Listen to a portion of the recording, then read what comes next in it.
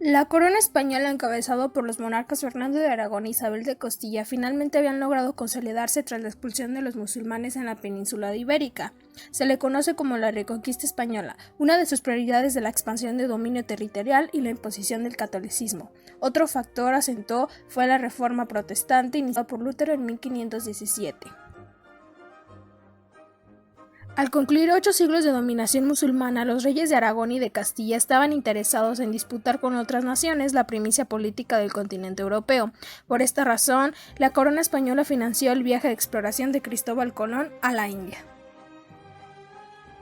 Primer viaje. El 3 de agosto de 1492 partió del puerto de Palos en 3 embarcaciones, la Niña, la Pinta y la Santa María. Avistó tierra firme y desembarcó en la isla de Guananí, conocida como San Salvador. Descubrió las islas de Archipiélago, las Antillas, Cuba y Santo Domingo. Segundo viaje, 1493 a 1496. El objetivo de Colón era exploración y conquista. Recorrió las Antillas Menores, las Islas Vírgenes y Puerto Rico. Buscó un emplazamiento más seguro para fundar la ciudad de Isabela. El 10 de marzo de 1496, Colón se vio obligado a regresar a España para defenderse de las acusaciones que algunos expedicionarios se habían realizado respecto de sus malas dotes como. Tercer viaje, 1498 a 1500. Colón arribó por primera vez al norte de lo que hoy en día es Venezuela y la desembocadura del río Orinoco. Se encontró en medio de una rebelión protagonizada por grupos de españoles. Colón se había obligado a hacer algunas concesiones para aplacar la rebelión. Con el arresto de Cristóbal Colón fue liberado por la reina Isabela. La corona aceptó financiar su última expedición, a la cual todavía se considerará era las Indias. Cuarto viaje, 9 de mayo de 1502. Pasó por las pequeñas Antillas, Santo Domingo, Cuba y Jamaica. La expedición tomó rumbo hacia las costas de Centroamérica.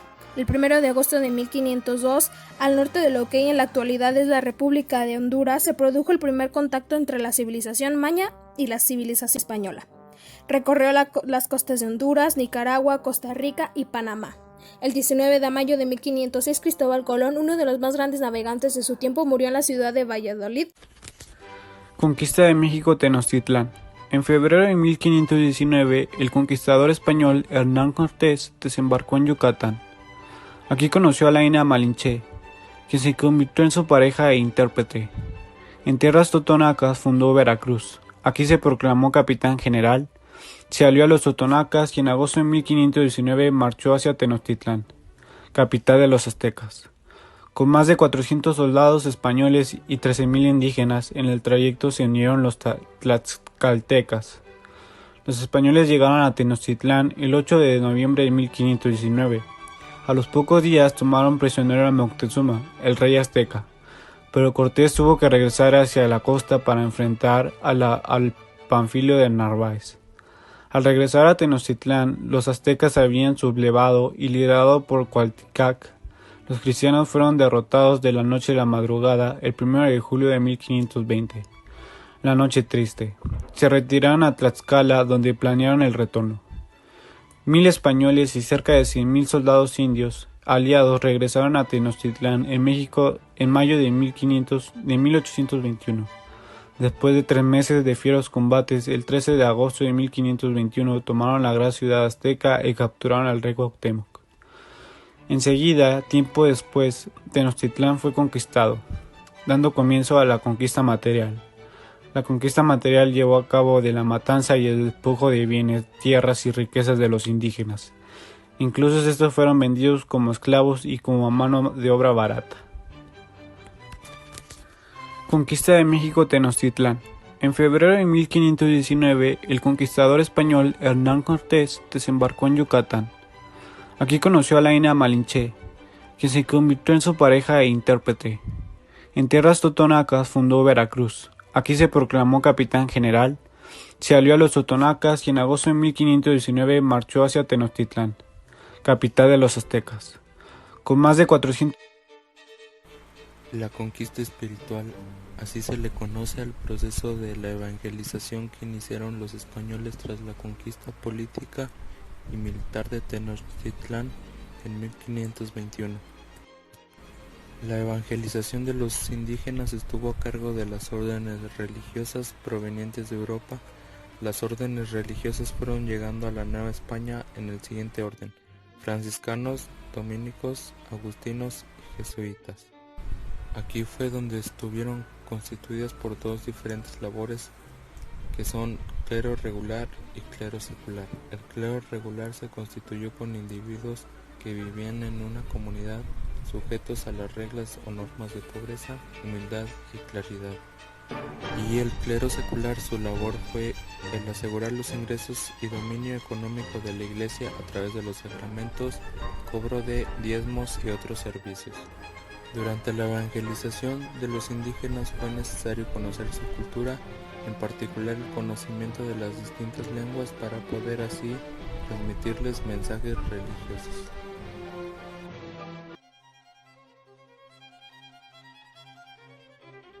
El primer asentamiento español en el continente fue fundado en la isla La Española.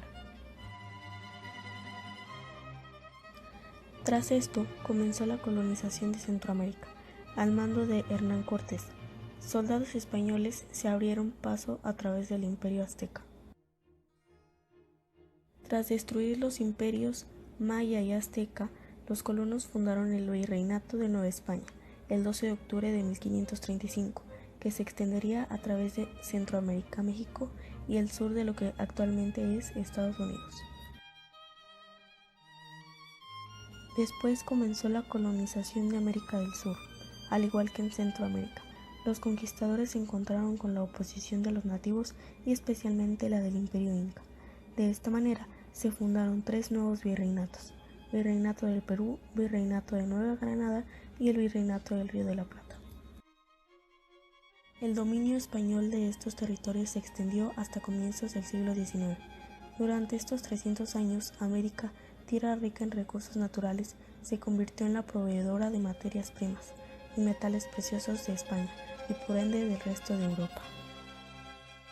Estos materiales permitieron a España financiar sendas guerras en el continente europeo, mantener un elevado gasto militar y diplomático, y sobre todo conservar su estatus de potencia hegemónica.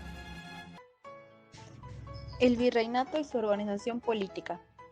Todas aquellas riquezas y estrategias de Nueva España llegaban al rey. Delegó Hernán Cortés, quien legó funciones en 1535. Nombró un virrey para cuidar correctamente sus intereses y su territorio conquistado. Fue así como se formó.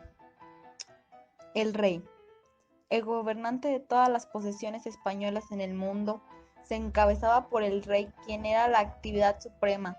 Gobernaba desde Europa con todos aquellos mandatarios que nombraba. Consejo de Indias. Proponía políticas para los territorios laborales, nombrar funcionarios y supervisaba fondos. Casa de Contratación de Sevilla.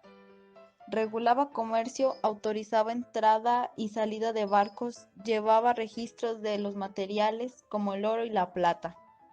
El virrey. Representante directo, noble con experiencia militar. Duraban de 5 a 3 años en el poder. Audiencia. Tribunales civiles y judiciales encargadas de escuchar quejas y de pobladores, justicia y aplicar leyes. Gobernantes. Designados por el rey para administrar reinos novohispanos llamadas provincias, después tendencias. Cabildo o ayuntamientos. Habitantes, problemas políticos, económicos. Organización social del virreinato. Clases sociales en el virreinato. Estaba conformada por la nobleza, españoles y criollos con títulos de nobleza, la clase media, españoles y criollos mestizos, bajo pueblo, comerciantes, artesanos, etc., indios y esclavos traídos de África. Nobleza. Constituida por españoles y criollos con títulos de nobleza, gozaban de los mayores privilegios y sin trabajar. Clase media. Constituida por españoles y criollos mestizos, sin poseer títulos nobiliarios gozaban de buena posición económica, desempeñaban cargos administrativos y eran en su mayoría profesionales. Bajo pueblo. Bajo pueblo era la clase constituida por comerciantes, artesanos, agricultores y negros libertos. Indios. Los indios eran hombres libres pero bajo la tutela de alguien. Esclavos. Los esclavos eran hombres de raza negra, traídos del África para el servicio doméstico, eran considerados los últimos. Clases marginales. Se denomina marginación por desventaja económica, profesional o política de estado social. Es un grupo que debe integrarse a alguno de los sistemas de funcionamiento social. Integración social. Mestizos. Los mestizos son el resultado de la combinación biológica entre el español y la India.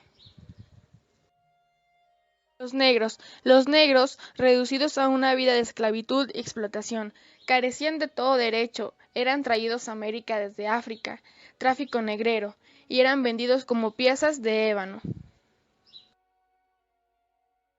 Las castas mixtas. Las castas mixtas y el mestizaje representaban los cruces raciales entre las distintas razas que conformaron la sociedad colonial. La Iglesia en la conquista de América. La Iglesia jugó un papel muy importante en la conquista, ya que los españoles se encargaron de impartir la religión católica en todo el continente.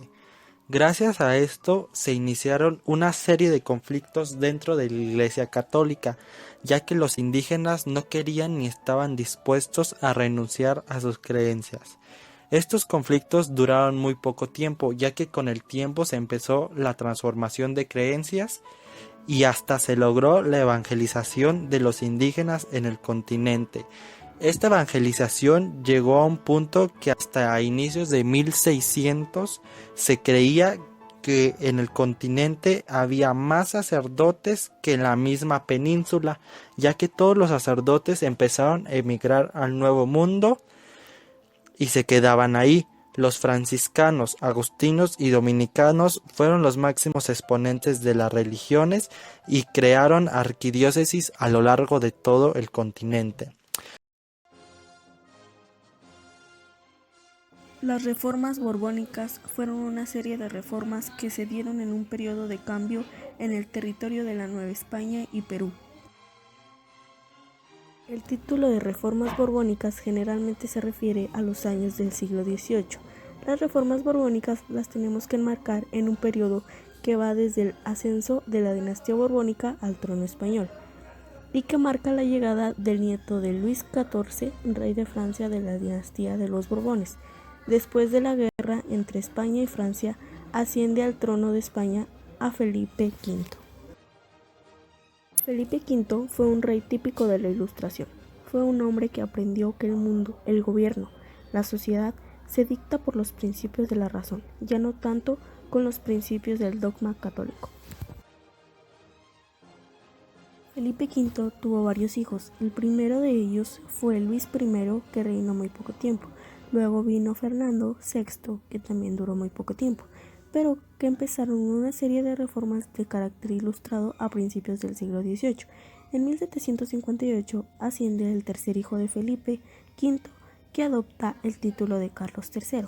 Fue un hombre ilustrado, gobernó entre 1758 y 1788, 30 años.